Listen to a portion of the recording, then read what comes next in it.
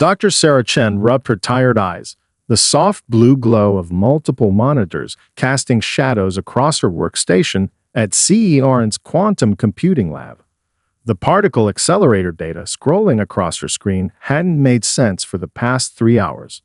At first, she'd attributed the anomalous readings to equipment malfunction.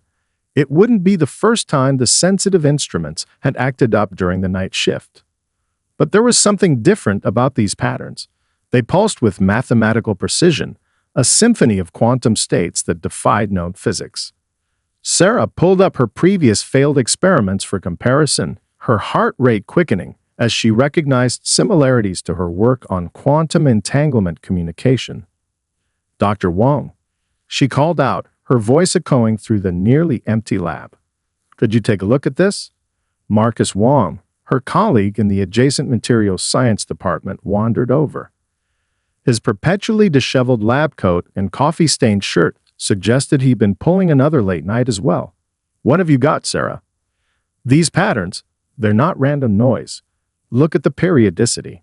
She pointed to a recurring sequence in the data. It's almost like someone's trying to talk to us, Marcus finished, leaning closer to the screen. But that's impossible. The only ones running quantum experiments at this hour are... Exactly. No one. Sarah pulled up another dataset, fingers flying across the keyboard. And look at the energy signatures. They're coming from somewhere above the facility. The next hour passed in a blur of calculations and cross-references. With each verification, the impossible conclusion became more certain. When Sarah finally ran the decoded sequence through their quantum interpretation matrix, the message that appeared made her blood run cold. To the inhabitants of Earth, she read aloud, her voice barely a whisper. We are the Sith. Your world possesses resources we require. Surrender them or face extinction. You have 48 hours to respond. Marcus sank into a nearby chair. This has to be a prank. Maybe one of the grad students. No grad student could generate quantum signals this precise. Sarah was already reaching for her phone to contact the facility director. But look at this pattern here, in their quantum signature. You see the phase misalignment. Marcus squinted at the screen. In the secondary harmonic? Yes, it's exactly like the flaw that kept crashing my quantum communication experiments last year. Sarah's mind was racing ahead, piecing together implications. Their system is more advanced than ours, but it's built on the same principles. They're using quantum entanglement for faster-than-light communication, but there's a fundamental instability in their approach. Before Marcus could respond, the lab's emergency lights began flashing. Through the reinforced windows, they could see security vehicles converging on the building. Sarah's phone buzzed with an urgent message from the facility director. They're picking up similar signals at other research facilities around the world, she reported, scanning the message. Fast in China, Arecibo in Puerto Rico, square kilometer array in Australia. They're making sure we can't miss it, Marcus muttered. But why give us warning at all? If they're capable of interstellar travel. Because they're confident we can't stop them. Sarah was still studying the quantum signature, a plan already forming in her mind. But they don't understand something fundamental about humans. What's that? We're at our most brilliant when backed into a corner. She began copying data to a secure drive, and they've just shown us their weakness. They think their quantum communication system is perfect, but I've seen this flaw before. If we can exploit it. The facility director burst into the lab, followed by a team of government officials. As Sarah began explaining her discoveries, she couldn't help but smile grimly. The Sith had just made their first mistake. They'd assumed humanity's relative technological inferiority meant certain defeat. They were about to learn why that was a dangerous assumption to make. The world held its breath as the 48-hour deadline approached. Through powerful telescopes, astronomers tracked the approaching Sith vessels, massive structures that resembled crystalline snowflakes, their faceted surfaces refracting starlight in impossible patterns. Dr. Sarah Chen hadn't slept, spending every moment analyzing the quantum signature she detected in their communication system. They're entering low Earth orbit, Marcus announced, studying the live feed from the European Space Agency. The makeshift command center they'd established in CERN's main facility buzzed with nervous energy. Scientists from various disciplines had gathered, hoping their combined expertise might reveal a solution. Sarah looked up from her workstation. Their ship design confirms my theory. They're not just using crystalline technology, they are crystalline. Their entire civilization must be based on ordered lattice structures. The first attack came without warning. Massive energy pulses swept across New York, Tokyo, and London simultaneously. Every electronic device within the blast radius went dark. Power grids failed. Communications networks collapsed.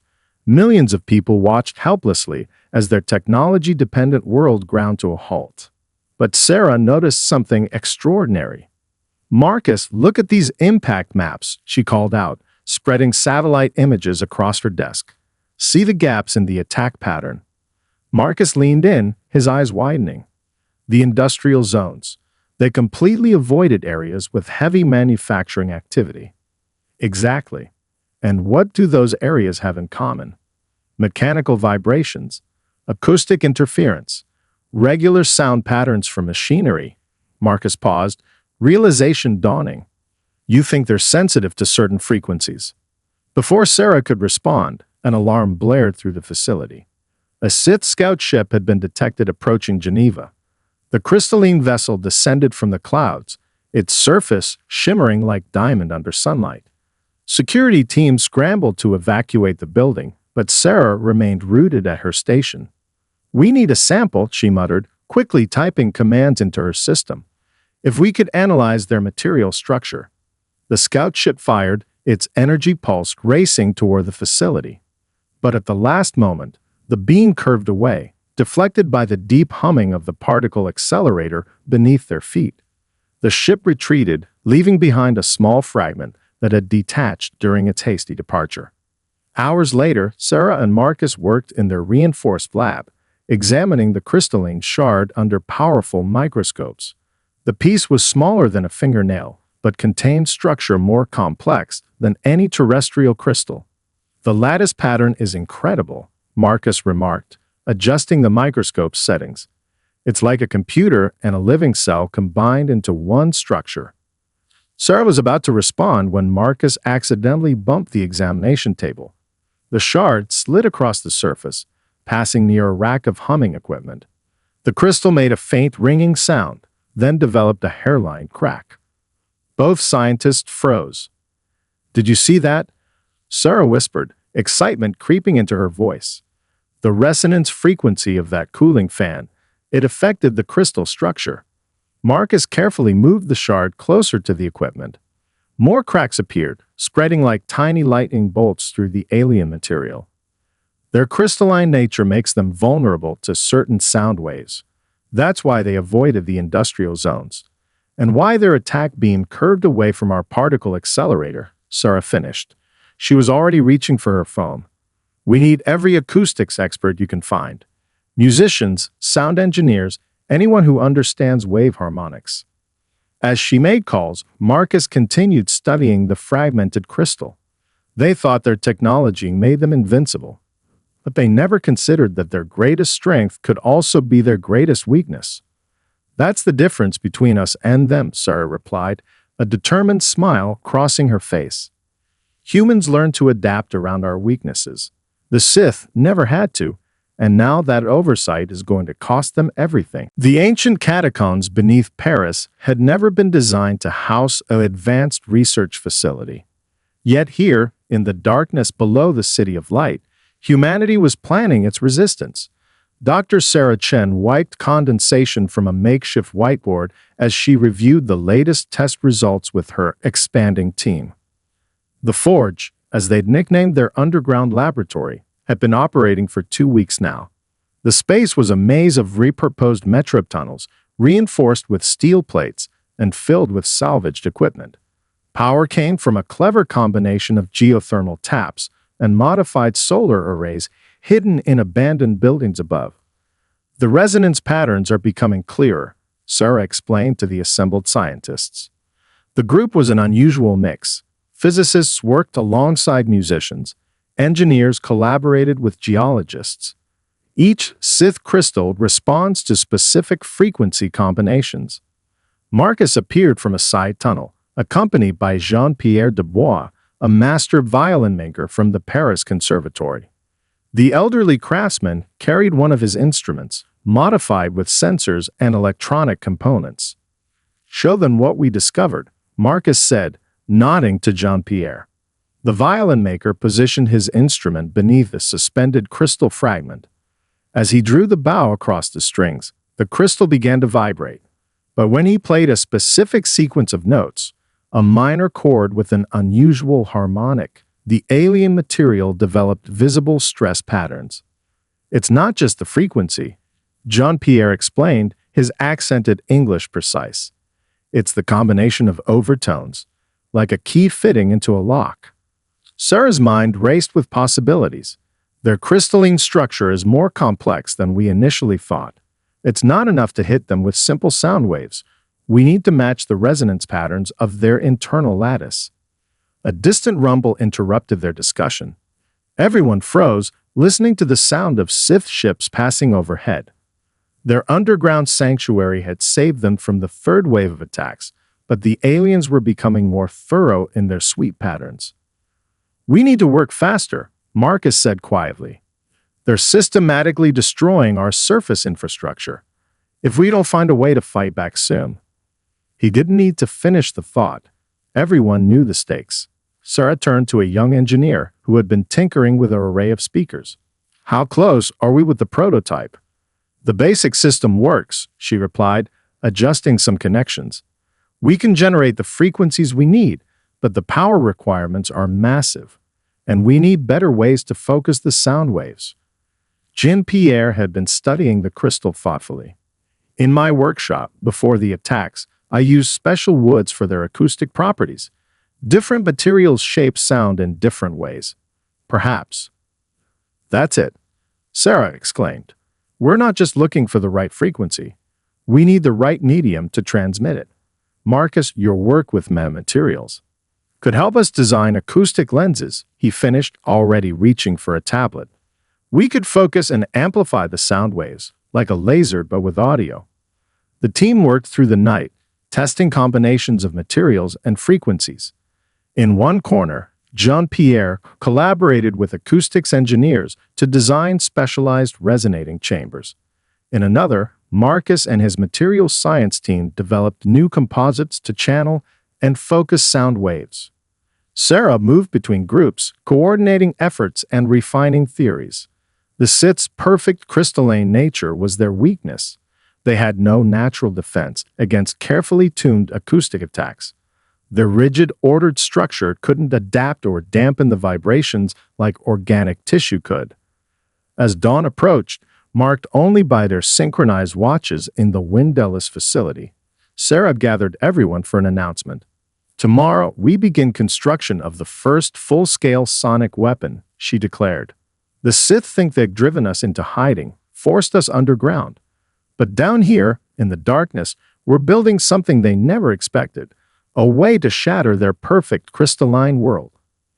The assembled team nodded with determination. Above them, alien ships continued their patrols, unaware that in the tunnels below, humanity was about to change the rules of the war. Dr. Aisha Patel stood before the wall of screens in the forge's main chamber, studying footage of Sith ships in action. As one of Earth's leading experts in biomimicry, the science of applying nature's designs to human problems, she saw patterns that others had missed. "Look at their flight formations," she said, gesturing to a sequence showing a fleet of crystalline ships moving through clouds. "They're not just flying in formation, they're growing." Sarah and Marcus exchanged glances before moving closer to the screens. The Sith vessels shifted positions with mathematical precision, their movements reminiscent of something familiar. "It's exactly like crystal formation in nature," Aisha continued, pulling up comparison footage of time-lapse mineral growth. "See how they spread out? They're following the same geometric principles that govern crystal lattice expansion." Marcus leaned forward, eyes widening. "They're not just made of crystals. They think like crystals. Every movement, every strategy, follows perfect mathematical patterns, Sarah finished. That's why their attacks have been so predictable. They can't help it. It's literally in their nature. Aisha nodded, bringing up more data on the screens. I've been analyzing their attack patterns against natural crystal growth models. The correlation is almost perfect. Even their response to our sonic weapons matches how Earth crystals react to stress factors. The implications were staggering. The Sith's greatest strength, their perfect, crystalline nature, had also made them predictable. Unlike biological life, which evolved to be adaptable, they were bound by the rigid laws of crystal formation. But there's more, Aisha said, switching to a new display. Look at their response to our first sonic attack in Brisbane. Their retreat pattern wasn't just tactical, it was identical to how a crystal lattice repairs itself after structural damage. Sarah's mind was racing with possibilities. If we can predict their repair responses, we can design our attacks to exploit them, Marcus concluded. Hit them where they're most vulnerable during their reconstruction phase. A young technician burst into the room, interrupting their discussion.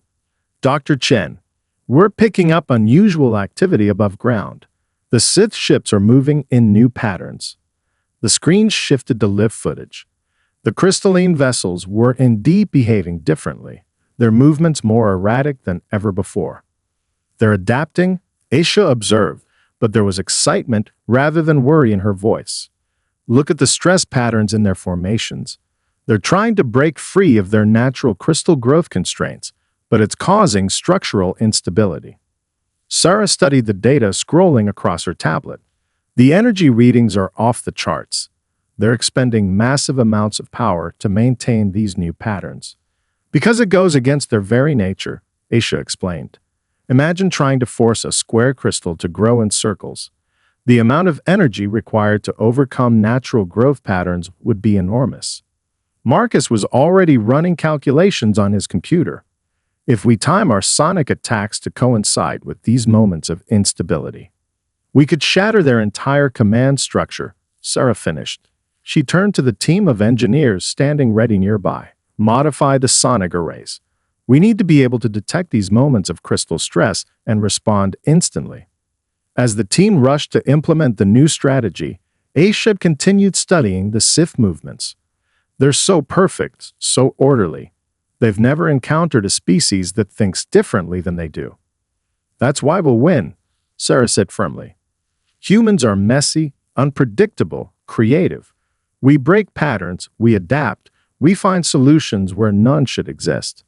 The Sith see that as weakness, but it's our greatest strength.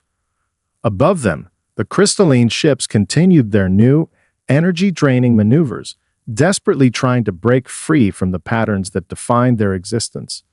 But in doing so, they were only making themselves more vulnerable to humanity's next move. Dawn painted the Brisbane sky in shades of gold and pink as Dr. Sarah Chen made final adjustments to the modified sound system.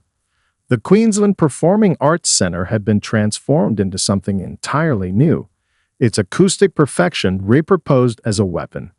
All teams report ready, Marcus announced from his position at the primary control station.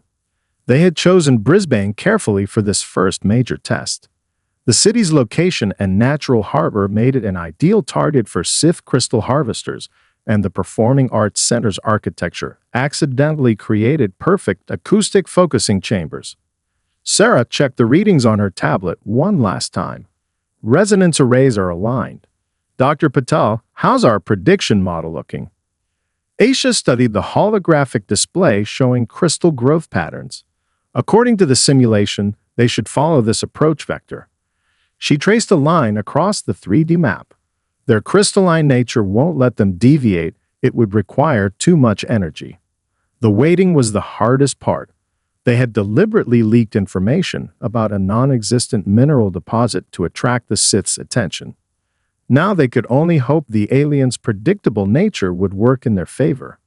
Contact, a sensor operator called out. Single scout ship entering the upper atmosphere. Matches expected crystal configuration. Sarah moved to the main observation window.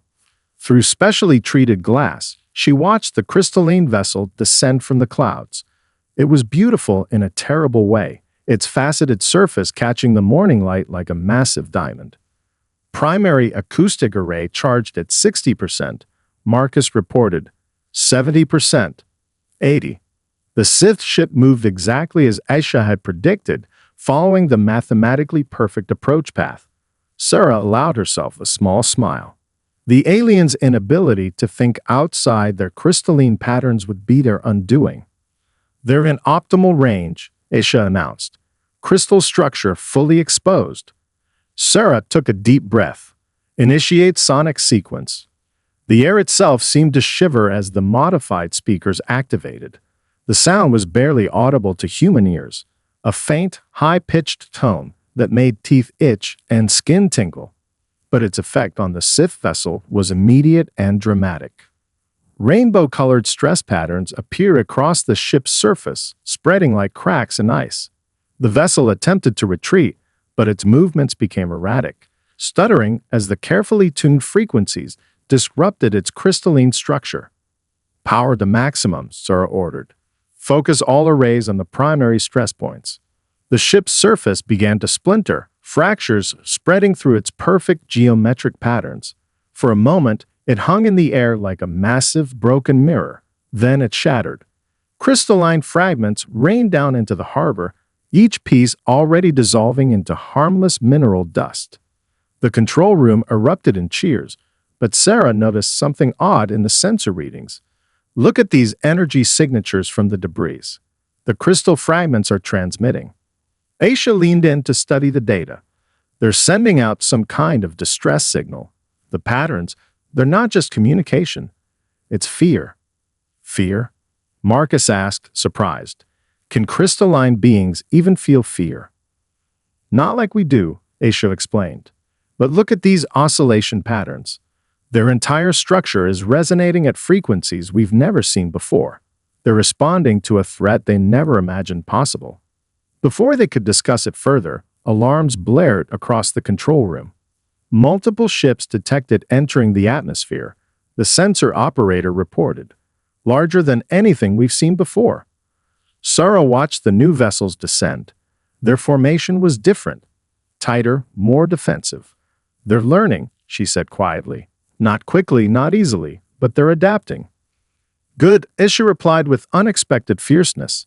Because so are we. The team rushed to modify their frequencies for the new threat. The real test was about to begin, but they had proven something crucial. Humanity's greatest weapon wasn't just technology or sound waves. It was their ability to understand their enemy's nature and turn it against them. Project Resonance transformed every major city into a workshop. In Rio de Janeiro, Dr. Sarah Chen stood atop the Maracana Stadium, watching teams of engineers convert the massive sound system into something far more powerful. The famous football arena had become one of hundreds of sonic defense platforms being constructed worldwide. The new alloy is performing better than expected, Marcus reported, examining readings from their latest tests. His team had developed a specialized metal that could channel and amplify their anti-crystal frequencies with unprecedented efficiency. We're seeing 40% better wave propagation than in Brisbane. Sarah nodded, checking the global progress map on her tablet. Green dots marked completed defense stations, Sydney Opera House, Red Rocks Amphitheatre, the Royal Albert Hall. Yellow indicators showed sites under construction. How's production keeping up? That's the real breakthrough, Marcus said, leading her to a makeshift foundry beneath the stadium. We've simplified the manufacturing process. Local metallurgists can create the alloy using modified steel mills. Mumbai just brought 3 plants online. The stadium's structural engineers had discovered that the concrete bowl shape created natural acoustic focusing effects. Similar discoveries were happening worldwide as humans found ways to turn existing architecture into weapons. In Venice, they used the city's canals to amplify sound waves. In Mexico City, ancient Aztec pyramids proved to have perfect resonance chambers. A warning siren cut through their discussion. Incoming! Someone shouted, multiple crystal ships approaching from the south. Sarah rushed to the control center they'd established in the stadium's press box. Aisha was already there, analyzing the Sith formation patterns. They're targeting construction sites, Aisha reported, pointing to the tactical display. They've identified our defense network as a priority threat, but look at their attack pattern. They're still following crystal growth geometry, even when it forces them to take longer routes. Can the incomplete stations defend themselves? Sarah asked, watching red dots marking Sith ships converge on yellow construction sites. Some can, Marcus replied. We've developed portable emergency arrays using modified concert speakers. Not as powerful as the permanent installations, but enough to keep them at bay. Reports began flowing in from across the hemisphere. In Santiago, construction crews used industrial sound systems from mining operations to drive back alien scouts. The Hollywood Bowl's partially completed defenses successfully scattered a crystal harvester formation. In Sao Paulo, they improvised with thousands of car speakers wired together. Their attacks are getting more aggressive, Aisha noted, studying sensor data, but also more predictable. They're burning massive amounts of energy trying to breach our sonic barriers, forcing them to fall back on their most basic crystal patterns. Sarah watched as a Sith ship attempted to penetrate the defensive screen above Rio. The alien vessel twisted in ways they hadn't seen before, its surface rippling as it tried to adapt to the sonic assault. But the effort visibly strained its structure, creating weak points their sensors easily detected. Target those stress fractures, she ordered. The stadium's speaker array adjusted, focusing its output on the compromised sections of crystal.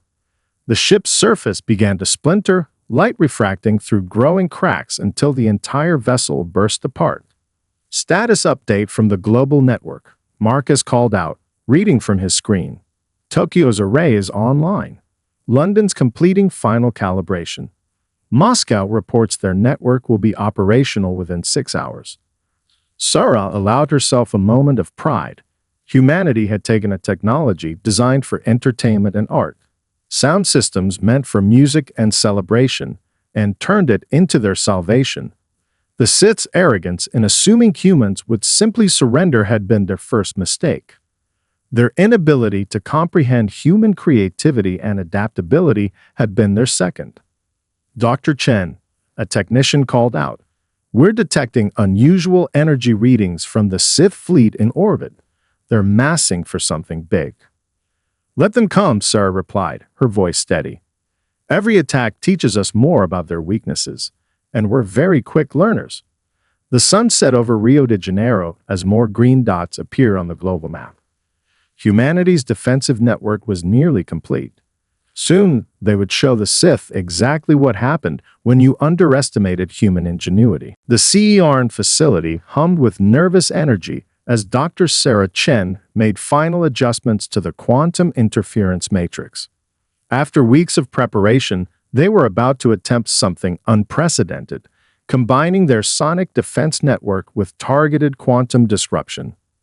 Global synchronization complete, Marcus announced from his station. All defense arrays are linked and awaiting activation codes. Aisha studied the massive holographic display showing Sith fleet movements.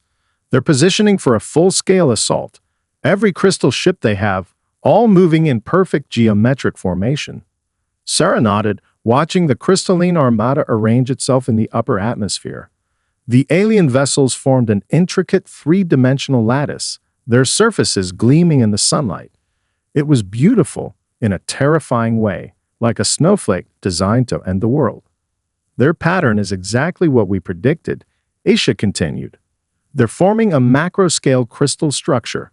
The energy readings are astronomical. They think size and power will overcome our sonic defenses," Sarah said, making a final adjustment to her calculations. "But they still don't understand what we've really built." The quantum interference system had been Sarah's breakthrough. While studying the Sith's communication methods, she realized their entire civilization relied on quantum entanglement. Every crystal ship was quantum linked to the others, allowing instant coordination across their fleet. It was incredibly efficient and incredibly vulnerable. First wave approaching, Marcus reported. They're targeting major defense nodes: London, Tokyo, New York, Sydney. Sarah took a deep breath. Initiate sonic barrier protocol. Around the world, modified concert halls, stadiums, and acoustic arrays powered up. The sound they generated was barely perceptible to human ears, but sensors showed its devastating effect on the approaching crystal ships. Fracture lines appeared across their surfaces as the carefully tuned frequencies disrupted their structure. But the Sith had learned from previous battles. The damaged ships withdrew, replaced immediately by others in their geometric formation. It was like watching a crystal heal itself, damaged sections replaced by perfect new growth. Their adaptation is faster than before, Isha observed. The macro formation is allowing them to distribute stress loads across multiple ships. Exactly as we hoped, Sarah replied. Marcus quantum phase alignment.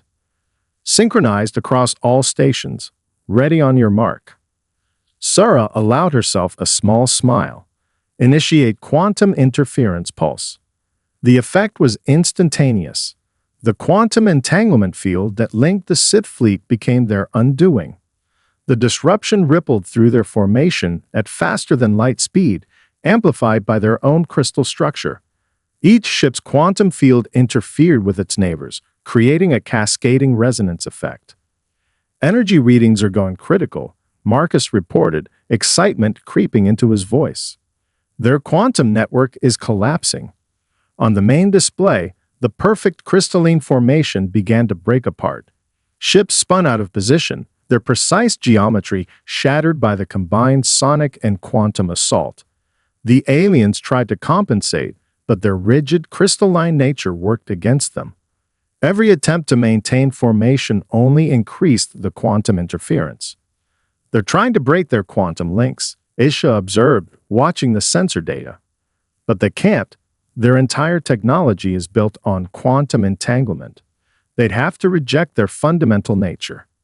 Sarah watched as the mighty Sith fleet began to crumble. Sometimes the most powerful weapon is turning an enemy's strength against them. They made themselves perfect, unbreakable, but perfection is rigid, unchanging. And that makes it fragile, Marcus finished. The battle reached its crescendo as dawn broke over Europe. Sith ships fell from the sky like diamond rain, their once perfect crystalline forms reduced to harmless dust. The few vessels that survived were retreating, their movements erratic and uncoordinated without their quantum network. But Sarah's celebration was cut short by new sensor readings. Something's happening, she announced, studying the data. The remaining ships, they're changing. The remaining Sith ships hung in the dawn sky like shattered mirrors, their once perfect crystalline surfaces now rippling with impossible patterns. Dr. Sarah Chen leaned closer to her monitoring station, hardly believing the sensor readings. They're attempting to fundamentally alter their crystal structure, Aisha announced, her voice filled with scientific wonder. It's like watching a diamond try to become water. Marcus quickly analyzed the incoming data. The energy expenditure is massive. They're breaking their own molecular bonds, trying to escape the rigid patterns that define them. Can they succeed? Sarah asked, watching the transformation unfold. Theoretically, no, Isha replied. Their entire civilization is built on crystalline precision. This level of change would require them to reject everything they are. The Sith vessels continued their desperate metamorphosis. Their surfaces flowed like liquid metal, but sensors showed catastrophic instability in their core structures. They were literally trying to evolve in minutes what should have taken millions of years. We're detecting a transmission, a communications officer called out. It's different from their usual quantum signals, almost analog. Sarah rushed to the communication station.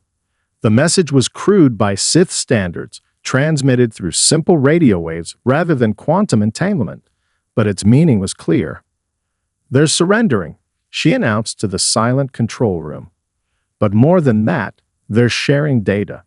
Everything they know about crystal technology, quantum communications, faster than light travel. They're giving us their legacy. Because they know they won't survive their transformation, Isha realized. They're choosing to give up their knowledge rather than let it be lost. On the main screen, the last Sith ships were beginning to break apart. Not violently, like those destroyed in battle, but gradually, dissolving into patterns of pure energy that rippled across the sky in waves of impossible color. They finally learned to adapt, Marcus said quietly. Too late to save themselves, but they learned. 3 months later, Sarah stood before the United Nations General Assembly, presenting the findings of the International Crystal Technology Integration Committee. The room was packed with scientists, diplomats, and military leaders from every nation. The Sith invasion changed our world, she began, gesturing to the holographic display behind her. Not through conquest, as they intended, but through the knowledge we gained. Their crystal technology has revolutionized our understanding of physics, communication, and computing. The display showed images of new developments, quantum computers built from modified Sith crystals, communication systems that used controlled crystal growth for data storage, medical devices that could repair tissue using crystalline matrices. But our victory wasn't just about technology, she continued. It was about the fundamental difference between their civilization and ours. The Sith pursued perfection through rigid order, creating a society as inflexible as the crystals they were made from. Humanity, with all our chaos and creativity, proved that adaptation and innovation are greater strengths than perfection. Aisha and Marcus joined her at the podium as she concluded her speech. The Sith's final gift wasn't their technology, it was the lesson they learned too late. True strength lies not in being unbreakable, but in being able to break and reform, to adapt and grow. They thought their crystalline nature made them superior. In the end, it was humanity's imperfections that made us unbeatable. As the assembly erupted in applause, Sarah looked out over the crowd. Humans had faced extinction and emerged stronger, not because they were perfect, but because they were wonderfully, magnificently flawed. They had turned sound into a weapon, music into salvation, and their greatest weakness, their chaotic, unpredictable nature, into their greatest strength. Above the UN building, the sky sparkled with traces of crystalline dust, a reminder of the battle they had won and the future they had earned. Humanity had proven itself not just ready for the stars, but worthy of them.